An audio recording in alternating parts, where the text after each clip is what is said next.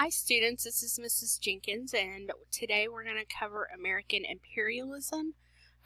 This is an interesting subject that kind of covers a lot of area. It's kind of America as a world power. So that's where we're going to start. Imperialism kind of gets a bad rap, and a lot of people don't like us using it, but think of it as America expanding and becoming a bigger part of the world as a whole. Alright, so where were we before we started having these thoughts? Before, remember, we were isolationists, and we had the Monroe Doctrine from way back when. So isolation is the belief that we should be apart from the rest of the world, stay out of foreign wars, we should be more concerned with what was going on at home.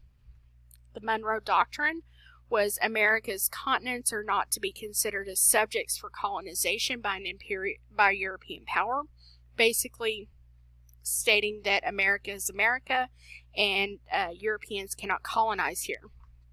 Now, that being said, we had a lot of stuff going on when we were going through our expansion and when we were going through trying to get from coast to coast.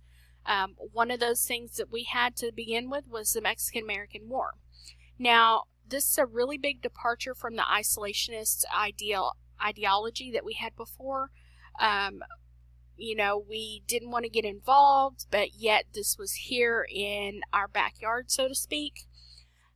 From the war, the U.S. annexed New Mexico, Arizona, California, and part of Texas. Some saw this as a violation of our principles. Most saw it as a necessary part of manifest destiny. Remember that ideology of expanding, from coast to coast. We talked about that in a different video, but feel free to go back, a little refresher. That's just our idea of expanding throughout the whole continent is what manifest destiny was. Now, when we're talking about imperialism, we're talking about the practice of extending our nation's power by taking over other lands or exercising political or economic control over them. So this is talking specifically about having other territories. When we're talking about imperialism, the biggest imperialist country would be Great Britain, because they colonized a lot of different places and they were considered kind of satellite countries as part of the British Empire. Well, as Americans, we try to do that in the same way, just over on our side of the world, so to speak. So, arguments for imperialism, our frontier was closed, onto another one. We had social Darwinism. We also had the idea of seeking new markets. So, markets is a place where we can sell different goods, and we wanted more markets to sell our American goods. Okay? So what is social Darwinism? Well, social Darwinism is the idea that certain people become powerful or rich in society because they're better, smarter, or more superior. Kind of survival of the fittest in, terms of money. People that are poor are that way because they're inferior or they're not as intelligent. So when we're talking about social Darwinism, we're talking about kind of the captains of industry, the robber barons, the guys that make it all the way to the top because they're the smartest, the brightest, the most intelligent, and everybody else is kind of left at the bottom because they're just not smart enough to be up there at the top with the big boys. And that's kind of what the whole idea is. Now, is that the correct way of thinking? Probably not. But, again, this is a different time that we're discussing. So let's look at some of the reasons that America might want to expand during this period. So we want to be open for new markets for trade. We need new places to sell all of our goods. We need new raw materials, so oil, coal, gold, silver, etc. We need all that stuff, and we need to be able to import it directly rather than going through a third party because we lose money that way. We also want to promote our naval strength throughout the world. We want to have places to refuel our ships that are, again, our territories that we don't have to pay a fee to another country for. And then we have the idea of nationalism. So European nations were colonizing lots of areas at this point. So the U.S. kind of wanted to do the same thing. We wanted to grab our own territories before there wasn't really anything left. All right, so let's talk about the Navy and sea power at this time. So the influence of sea power on history was written by Alfred Thayer Mahan. He wrote, "Whether they will or not, Americans must begin to look outward. In order to secure markets for its goods, America has to build up its fleet and support it with the Navy bases around the world." One of the most enthusiastic fans for Mahan's book was a young Teddy Roosevelt.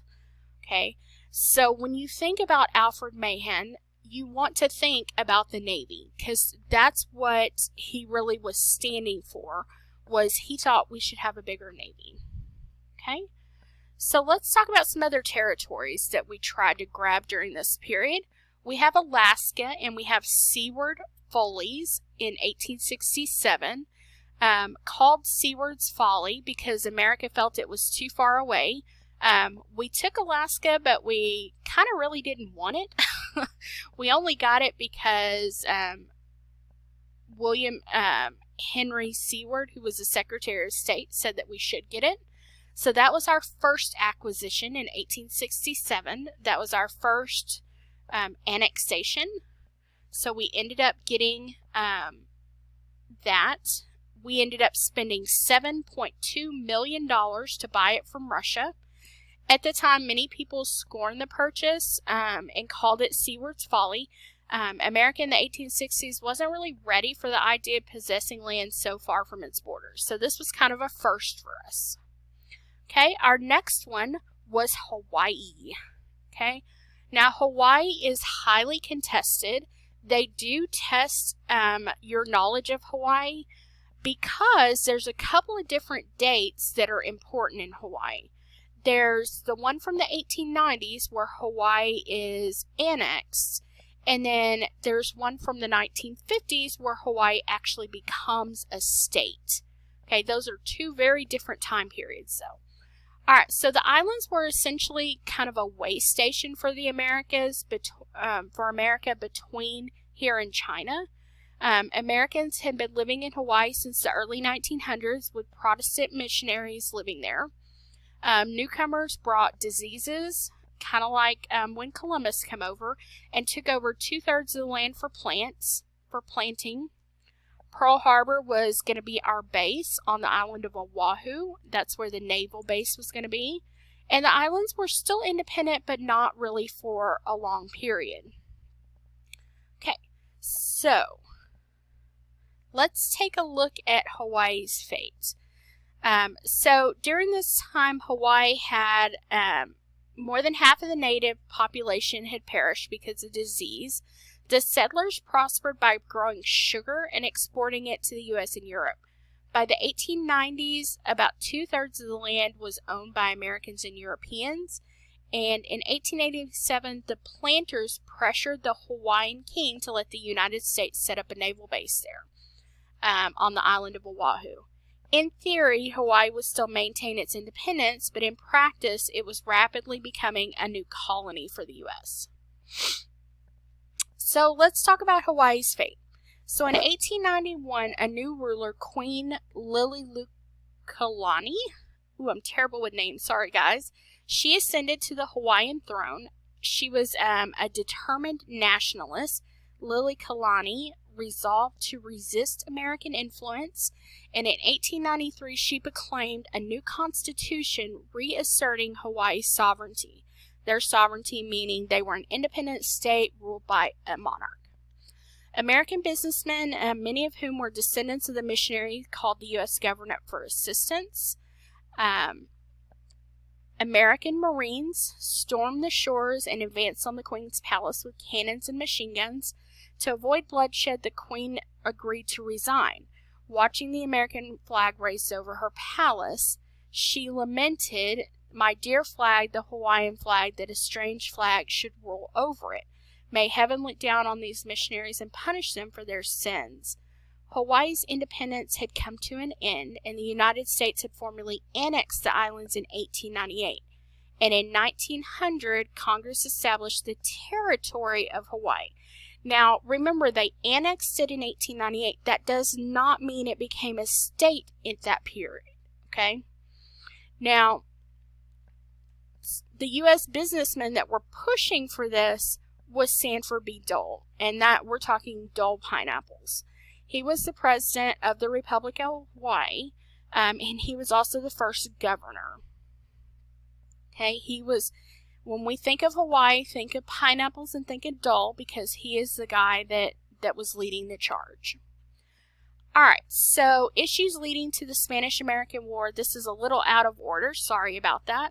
So interest in Cuba, influence of the newspapers. We had yellow journalism, which was sensational, dramatic stories with eye-catching headlines. Generally, they were not true. We had the DeLome letter, and we had the sinking of the USS Maine. Okay, the sinking of the USS Maine was a central issue. So remember that. Was it an attack or was it an accident? Okay, many newspapers were adamant that the Maine was blown up on purpose. There had been recent evidence to suggest that it was accidental, that happened in the cargo bay of the ship. So it could have been either way. Then we have Theodore Roosevelt and his Rough Riders. So the American Army, we had a small, poorly trained and poorly equipped, but many of them were volunteers, joined the fight. Teddy Roosevelt resigned from the Navy Department to raise and help lead the volunteer cavalry regiment known as the Rough Riders. The U.S. forced landings in Cuba on July 1st, the Battle of Juan Hill, the only major land battle of the war.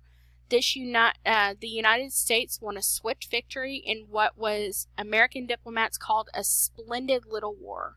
On July 17th, the Spanish ended up surrendering. Okay, so that is Teddy Roosevelt and his Rough Riders.